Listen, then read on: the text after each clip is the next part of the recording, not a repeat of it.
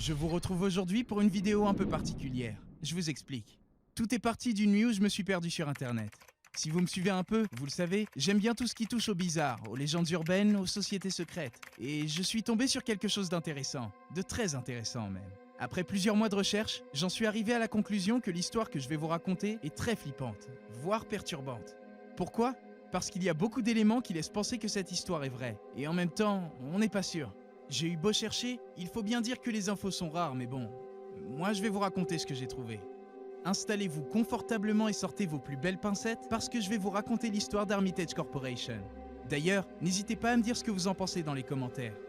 Bienvenue dans Weirdboard Actu, présenté par votre humble serviteur, Maxboy.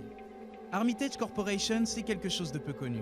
D'après mes recherches, il s'agirait d'un genre de société qui propose à des gens très riches et très puissants d'utiliser un genre de réalité virtuelle. Pour faire quoi ? Qu'y a-t-il de mal à ça ? Eh bien c'est là que ça commence à devenir un poil flippant. Déjà, il y a peu d'infos qui circulent à propos d'Armitage Corporation.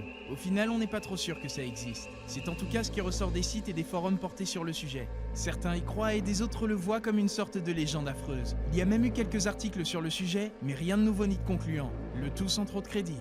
Une histoire comme ça, c'est pas le genre d'histoire qui intéresse les gros journaux. Les petits journaux, quant à eux, vont s'en repaître, mais ce genre de torchon est assez peu lu au final. Alors qui ça pourrait bien intéresser ? Ce qui se dit sur les forums ne sont que des hypothèses, des théories. Les deux plus répandues sont les suivantes. Après sélection, des gens disparaissent pour servir de banque d'organes pour de riches clients. Des gens très riches réussissent à extraire, à partir de cobayes humains, une drogue très puissante.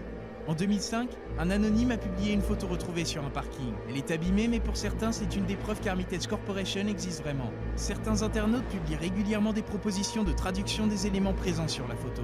En poursuivant mes recherches, je suis tombé sur un site où il y a des publications parlant d'Armitage Corporation. La personne à l'origine de ce site a publié de nombreuses photos, articles de journaux, cartes aériennes et IGN de différents lieux de disparition à travers toute la France. Je n'ai malheureusement pas réussi à le contacter.